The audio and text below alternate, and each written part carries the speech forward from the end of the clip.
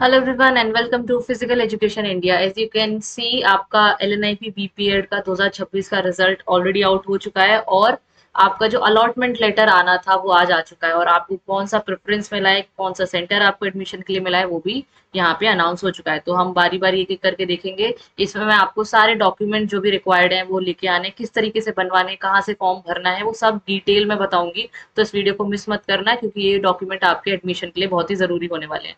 उसके अलावा फीस कैसे सबमिट करनी है, आपको रिपोर्ट कहाँ करना है, अपग्रेडेशन अगर कराना है तो कैसे होगा, सेकंड फेज वाले बच्चों के लिए अगर आगे आपको प्रोसेस करनी है तो उसे किस तरीके से किया जाएगा, उसे हम इस वीडियो में देखेंगे। तो सबसे पहले आपको normally MP online LIP portal पर आ जाना है। पहले ही लिंक को जैसे आप क्लिक करोगे आप इस इंटरफेस पे आ जाओगे। यहाँ लिखा हुआ है अप्लाई फॉर काउंसलिंग। इसे क्लिक करते ही आप अगले पेज पर पहुंच जाओगे जहाँ पे सारे के सारे आपके जो पीडीएफ्स हैं वो यहाँ गिवन है। पहला अगर आप देखोगे तो LNIP first phase BPEd course allotment opening closing, जो आपकी रैंक्स है, कहाँ से क्लोज हुई है रैंक और कहाँ से ओपन हुई है वो यहाँ मेंशन है। मैं आपको दिखा देती हूँ। कुछ इस तरीके का ये पीडीएफ डाउनलोड हो जाएगा। इसमें आप चेक कर सकते हो ओपनिंग और क्लोजिंग रैंक्स। इसके अलावा जो दूसरा लिंक था आपका अलॉटमेंट रिजल्ट का, वो कुछ इस तरीके का है। आपके नाम के आगे आप इसमें अगर देखोगे तो आपका सेंटर अलॉटेड है। जो भी आपने प्रेफरेंस भरी थी, पहला ग्वालियर, दूसरा गुवाहाटी, जो भी भरा हुआ था उसके अकॉर्डिंग, जैसे मैं एक पहले से आपको एग्जांपल देके समझा देती हूँ। पहला दिया हुआ है कृष्ण लाल गुप्ता। इनकी पहली प्रेफरेंस थी एलएनआईपी ग्वालियर, तो इनको पहली ही प्रेफरेंस अलॉट हो गई है। तो अगर यहाँ फर्स्ट नंबर लिखा हुआ है अलॉटेड प्रेफरेंस में, तो इसका मतलब है आपको पहली ही प्रेफरेंस अलॉट हो गई है। अगर किसी के में दूसरी लिखी हुई है, जैसे स्टार्टिंग में तो सबकी पहली है, यहाँ अगर देखोगे तो दूसरी दी हुई है। राहुल शर्मा है यूआर के, इनको दूसरी प्रेफरेंस अलॉट हुई है। तो रैंक के अकॉर्डिंग आपके जितने भी मार्क्स थे, अगर आप ऊपर के कैटेगरीज में या नंबर रैंकिंग में आ रहे थे तो आपको पहली प्रेफरेंस मिल गई थी। अगर नहीं आ रहे हो तो सेकंड प्रेफरेंस मिल गई थी। ठीक है, तो इसी तरीके से आप देख सकते हो आपको कौन सा सेंटर अलॉट हुआ है। जिसके में कोई भी सेंटर नहीं दिखा रहा है, जैसे अगर हम थोड़ा सा नीचे जाएंगे, नल लिखा हुआ है, नॉट अलॉटेड, तो उनको कोई भी सेंटर अलॉट नहीं हुआ है। ठीक है, अब जिनको भी कोई सेंटर अलॉट नहीं हुआ है वो सेकंड फेज की काउंसलिंग जब आएगी तब उसमें अप्लाई कर सकते हैं। जिनको भी पहला या दूसरा प्रेफरेंस अभी अलॉट हो गया, यानी कि कोई भी सेंटर अलॉट हो गया, तो वो सेकंड फेज की काउंसलिंग में नहीं बैठ सकते हैं, लेकिन आप अपग्रेडेशन में बैठ सकते हो। अब ये क्या होता है एक बार मैं आपको समझा देती हूँ ये भी।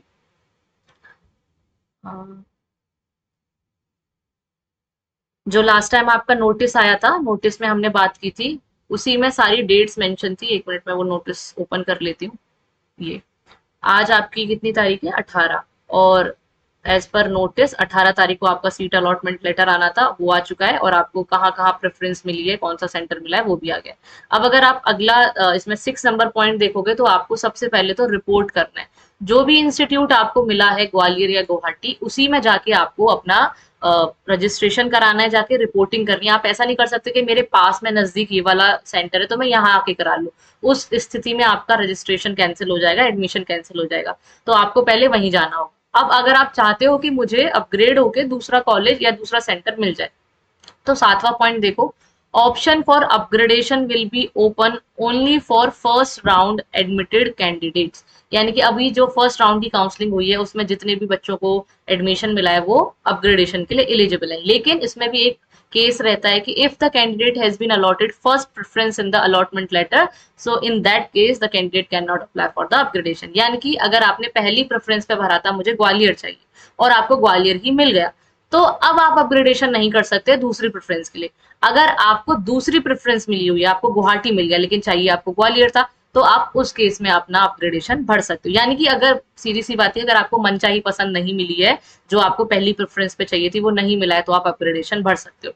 ठीक है, अब इसका केस ये होता है कि जो भी स्टूडेंट जिस कैटेगरी का है, अगर ओबीसी का कैटेगरी की कोई भी फीमेल कैंडिडेट है, जैसे गुवाहाटी से ग्वालियर आना है, तो यहाँ पे भी ग्वालियर में भी एक ओबीसी की फीमेल कैंडिडेट की ही सीट खाली होनी चाहिए या फिर उसको भी गुवाहाटी चाहिए होना चाहिए, तभी आपका इंटरचेंज होता है। यानी कि अगर अपग्रेड होगा तो आपकी सेम कैटेगरी और सेम जेंडर के साथ ही इंटरचेंज होता है। अगर ग्वालियर में कोई भी अदर कैटेगरी की सीट खाली जाती है तो आपको उसमें अपग्रेड करके नहीं दिया जाएगा। इस बात का आप खास ध्यान रखना। अनरिजर्व कैटेगरी में तो सबको मिल जाएगा, लेकिन बाकी की जो कैटेगरीज है उनमें अपनी ही कैटेगरी और जेंडर रैंक में आपका अपग्रेड होगा। तो इसमें आपको करना क्या है, आप अपग्रेडेशन का फॉर्म भर देना जब ये 21 से 26 तारीख तक के लिए खुलेगा, और आपकी क्लासेस 27 तारीख को शुरू हो जाएंगी।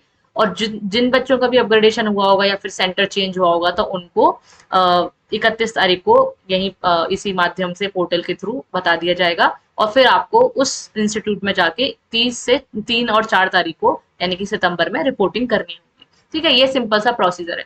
और अभी जिनको किसी भी फर्स्ट काउंसलिंग में कोई भी सेंटर अलॉट नहीं हुआ है, एक भी नल नल जिनके आगे लिख के आ रहा है, वो सेकेंड फेज की काउंसलिंग में यहाँ पे अप्लाई कर सकते हैं। सेकेंड जो फेज की काउंसलिंग होगी उसकी 7 तारीख को वैकेंट जो सीट यानी कि जो खाली सीटें रह जाएंगी रजिस्ट्रेशन के बाद, वो दिखाई देंगी। आप अपना चॉइस फिलिंग 8 और 9 तारीख को कर सकते हो। सीट अलॉटमेंट आपका 12 को आएगा, और फिर उनको रिपोर्ट करना है 15 तारीख को। अब देखो कॉमन क्वेरीज यही आ रही है कि हमारा नल नल आया है तो क्या चांसेस है हमारे होने की, मेरी इतनी रैंक है, क्या मेरा सेकंड फेज में हो जाएगा, क्या मेरा सेकंड।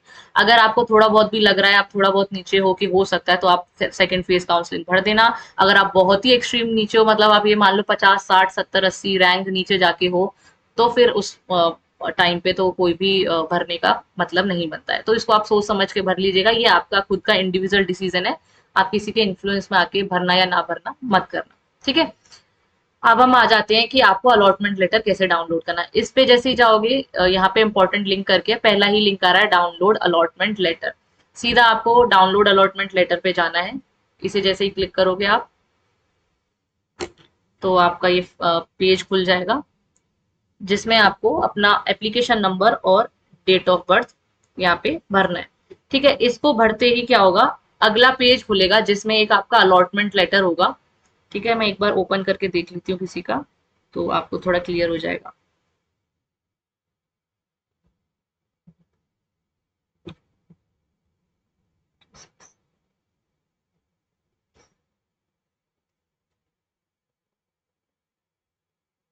ठीक है, ये एक हम बच्चे का डेमो करके देख ले रहे हैं, और इसी तरीके से आपको अपना भरना है।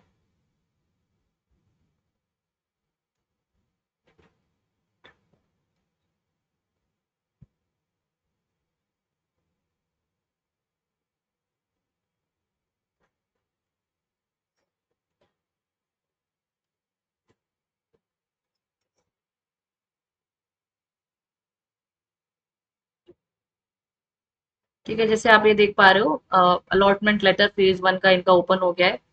इनकी कॉमन रैंक, इनके मार्क्स और कैटेगरी रैंक सब यहाँ डिस्प्ले हो रहा है। अगर आप थोड़ा सा नीचे जाओगे तो यहाँ आपका मेंशन है अलॉटेड सेंटर। जो भी आपको सेंटर अलॉट हुआ है, जैसे इनको गुवाहाटी आसाम सेंटर अलॉट हुआ है। ठीक है, तो आपको ये नीचे जाना है। यहाँ पे ये सारे एडमिशन कंफर्मेशन के हैं, जो इसको पूरा का पूरा प्रिंट आउट आपको लेके जाना है। और जब वहाँ पे आपका जो जो चीजें टिक होती जाएंगी, जैसे मेडिकल एग्जामिनेशन में फिट हो तो यहाँ क्लिक हो जाएगा, टिक कर देंगे वो लोग। अकेडमिक की आपकी या एंटी रैगिंग है, जो भी सर्टिफिकेट्स वो पूरे करते जाएंगे चेक, उनको टिक लगाते जाएंगे। तो ये सारी चीजें आपको प्रिंट आउट निकाल के ले जाना है।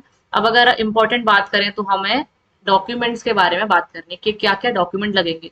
तो सबसे पहले तो यहाँ लिखा हुआ है अलॉटमेंट लेटर, यानी कि ये जो लेटर है, ये जो अलॉटमेंट लेटर है, इसका प्रिंट आउट नीचे आ रहा है। प्रिंट करने के लिए इसको प्रिंट करना है और इसे लेके जाना है। पहला आपका ये डॉक्यूमेंट टिक हो गया। दूसरा है all relevant marksheet of qualifying examination, यानी कि आपकी 10th की मार्कशीट, 12th की मार्कशीट, ये आपको लेके जानी है। इन केस किसी ने कॉलेज में एडमिशन ले लिया है, फर्स्ट ईयर में कर लिया है, सेकंड ईयर स्टार्ट हो गई थी, जो भी है वट एवर, तो उसकी मार्कशीट आपको लेके जानी है। अगर किसी का गैप हो गया है, किसी ने कहीं एडमिशन नहीं लिया, तो गैप ईयर का सर्टिफिकेट नहीं लगता है, तो वो आप स्किप कर सकते हो, सीधा आप 12th की मार्कशीट लेके आ सकते हो। Proof of date of birth, तो ये आपका आधार कार्ड से भी हो जाएगा, आपकी मार्कशीट से भी हो जाएगा, या फिर आपके पास जो एक डेट ऑफ बर्थ का प्रूफ एक सर्टिफिकेट होता है हमारे पास, वो भी लेके आ सकते हो। तो तीनों से ही काम हो जाएगा। चौथा है कैरेक्टर सर्टिफिकेट, आपने जो भी लास्ट अटेंड किया है स्कूल या कॉलेज, वहां से आपको कैरेक्टर सर्टिफिकेट मिल जाएगा।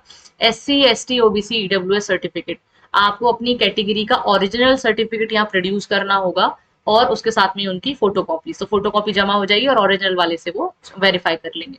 तो इसमें दो पॉइंट इंपॉर्टेंट है। EWS certificate must be issued on और आफ्टर 1 अप्रैल 2026, यानी कि 1 अप्रैल 2026 के बाद का ही सर्टिफिकेट होना चाहिए आपका EWS का, वही वैलिड होगा। अगर 1 अप्रैल से पहले का है तो वो वैलिड नहीं माना जाएगा। OBC NCL certificate should not be older than 1 year, same OBC NCL के लिए भी है, इसका भी 1 साल से ज्यादा पुराना नहीं होना चाहिए। ठीक है, अगर आपके पास SC ST OBC EWS इनके ओरिजिनल सर्टिफिकेट है, तो जो आपको प्रोस्पेक्टस में दिया हुआ है फॉर्मेट, उसको निकलवा के लेके जाने की भर के कोई जरूरत नहीं है। आप और अपने ओरिजिनल डॉक्यूमेंट्स को लेके जा सकते हो। अगर आपके पास नहीं है, तब आपको फॉर्मेट में बनवा के पूरा स्टैम्प करा के सारे काम फॉर्मेलिटी पूरी करा के लेके जानी है। फिर है declaration regarding non creamy layer. अगर आप नॉन क्रीमी लेयर ओबीसी की से बिलोंग करते हो तो वो भी आपको प्रोड्यूस करना होगा सर्टिफिकेट। नहीं है तो आप प्रिस्क्राइब फॉर्मेट में जो दिया हुआ है प्रोस्पेक्टस में उसको निकलवा के भरवा सकते हो। Migration certificate from the board university study last sensor, मतलब जहां से भी आपने पढ़ा है वहां से माइग्रेशन सर्टिफिकेट भी आपको लेके जाना है। लास्ट वीडियो में मैंने आपको बताया था माइग्रेशन सर्टिफिकेट के लिए टाइम भी दे देते हैं। अगर आपके पास माइग्रेशन अभी नहीं है तो आपको क्या करना है, प्रोस्पेक्टस में एक फॉर्मेट दिया हुआ है उसको निकलवा के स्टैम्प पेपर पे भरवा के ले जाना था। वो मैं आपको एक एक करके डॉक्यूमेंट दिखा दूंगी, तो आप उस तरीके से कर लेना। फिर undertaking in prescribed format. Undertaking as such कोई फॉर्मेट यहाँ पे नहीं दिया हुआ है अभी, ना ही आपको प्रोस्पेक्टस में दिया हुआ है, तो ये नहीं लेके जाना है, इसका कुछ रोल नहीं है। एफिडेविट्स हैं और एंटी रैगिंग्स हैं, इनको ही आपको लेके जाना, और एक आइडेंटिटी फॉर्म होगा। तो एफिडेविट क्या लेके जाने हैं आपको, एंटी रैगिंग के, सेल्फ के और पेरेंट्स के। इसको भी मैं आपको दिखा दूंगी, देखो अभी दिखाई देती है। ये एंटी रैगिंग का पूरा एक पोर्टल है यूनिवर्सिटीज के लिए। यहाँ आपको अपना सारा का सारा टाइप करना है, नाम वगैरह, जैसे मैंने अपना नाम टाइप कर दिया वंदना सारस्वत, और मोबाइल नंबर, पूरा स्टूडेंट की डिटेल और पेरेंट्स की डिटेल, और यूनिवर्सिटी में जिसमें आप पढ़ने जा रहे हो एडमिशन हुआ है उसकी डिटेल। यहाँ पे वाइस चांसलर का नंबर, नाम वगैरह सारी चीजें भरनी है। ये आप जो आपकी एलएनआईपी की वेबसाइट है वहां से भी देख सकते हो। ये सब भरने के बाद इनको टिक कर देना है यूजीसी की रेगुलेशंस को, और इस सर्वे को कंप्लीट करने के बाद इसको सबमिट कर देना है। सबमिट के बाद ही आप यहाँ से इसी वेबसाइट से आप जाओगे प्रोफाइल पे जाके, तो अपना ये पूरा जो फॉर्मेट है जो आपने भरा है इसको as a print out form में भी निकाल सकते हो। भरने के बाद, सबमिट करने के बाद इसे एज अ प्रिंट आउट निकाल लेना है, और नीचे आई थिंक सिग्नेचर के लिए कहीं होगा, उस पर साइन करके इसको कॉलेज में जमा करना है आपको। कोई भी हार्ड कॉपी कहीं तहसील से स्टैम्प पेपर पे कुछ नहीं बनवानी है, डायरेक्टली आपको यही ऑनलाइन भर के और जमा करना होगा, ठीक है। और अगर आप घर से नहीं करवा के ला पाते हो तो भी कोई प्रॉब्लम नहीं है, जब आप यहाँ एडमिशन के लिए आओगे तो तुरंत आपको कोई ना कोई सीनियर टीचर, कोई ना कोई हेल्प करके तुरंत भरवा के प्रिंट आउट निकलवा के जमा करवा देगा। इसमें बहुत कुछ टाइम टेकिंग नहीं प्रोसेस है, तुरंत आप कर सकते हो। इसका जो लिंक है वेबसाइट का मैं नीचे अटैच कर दूंगी डिस्क्रिप्शन में, आप वहां से डायरेक्टली इस फॉर्म को भर के प्रिंट आउट करा सकते हो, ठीक है। नेक्स्ट हम बात करते हैं 4 पासपोर्ट साइज फोटोग्राफ्स। आपको अपने फोटोग्राफ्स यानी कि पासपोर्ट साइज 4 इसमें दिए हुए हैं, थोड़े से ज्यादा ही लेके जाना एक्स्ट्रा।